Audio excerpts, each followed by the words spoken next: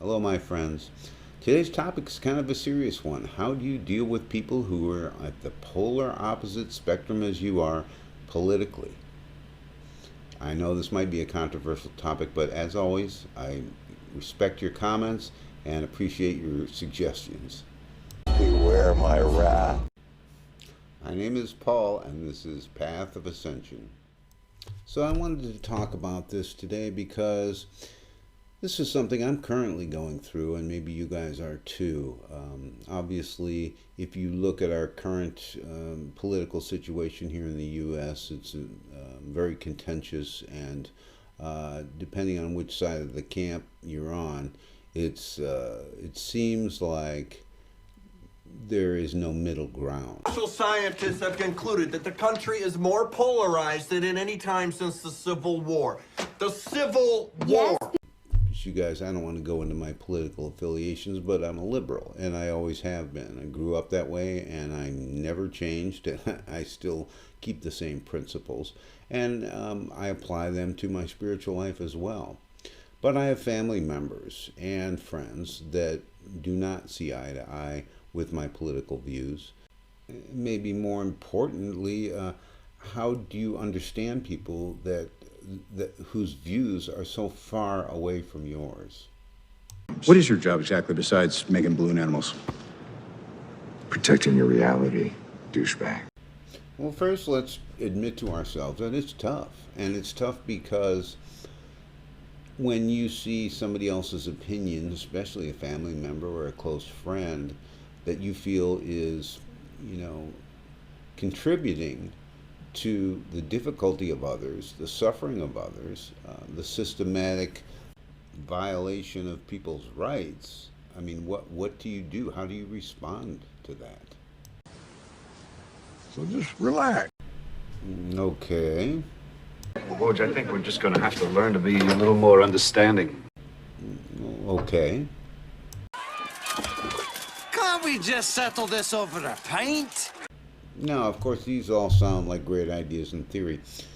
The trick is, when the moment comes and you're faced with those conflicts head on, how do you respond? And I guess my first suggestion is, just as we would create space for anything else that might trigger us, that space is going to have to be a little larger in a condition where you absolutely are at a polar opposite viewpoint of somebody else, especially somebody that you on a general basis respect. And I'll tell you, that space that you have to create is going to especially need to be big when you've known somebody for a long time and all of a sudden you realize something totally different about them that you were not aware of. Must admit, you two make an adequate team. Yeah, we do. Boom. I take it back. Well, first, let me say it's okay to disagree with somebody, family member, friend, what have you, about politics. Even vehemently disagree. If that's a topic that you're not going to change each other's mind on, maybe that's a topic you should not be talking about. And maybe that should be an agreement between you. And, when you see postings online that you vehemently disagree with, that's a very easy position to create space with, because of course your first reaction may be to just jump in and react, when in fact you have time to think about it, to rewrite, to talk about it in such a way that you think might be productive. So how do we effectively stop and create that space? I would say this comes back to your inner self and recognizing that you're here to understand, and you're here to listen, and you're here to uplift, and you're here to shed light. Not here to make disparaging comments unless you want to put them in little quips on your videos. But, anything that doesn't help, you should just skip. We get too attached to our own opinions and to our own passions. It's one thing to have passion, but it's another thing to lay it on somebody like a sword. And this comes back to being quiet and using your inner voice and using the wisdom that comes with that. I have to fix this now. Help me. I need wisdom. I have wisdom. Kenzie, I love you, but a Japanese man's honor is at stake, and sometimes your wisdom leads to...